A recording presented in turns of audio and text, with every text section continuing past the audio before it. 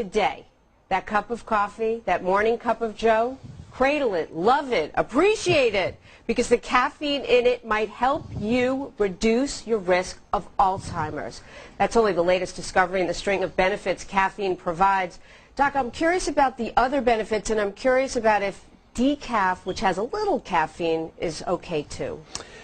You know, it's very interesting. There have been 19,000 studies in the last few years about coffee.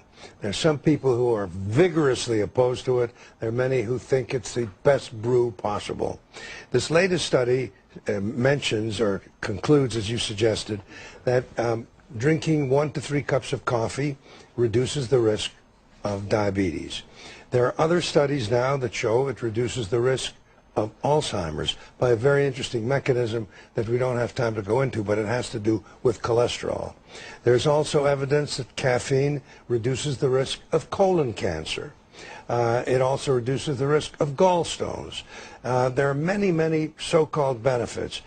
And the thing that concerns me, if people get to read these news items, they say the more the better. 1 to 3 is great, but if you drink 6 cups of coffee or more a day, you're going to benefit even more.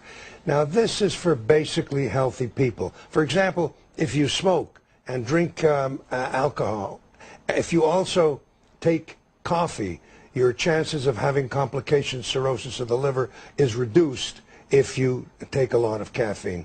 But my concern is that people who read this may start drinking coffee. The main thing about coffee is it's addicting.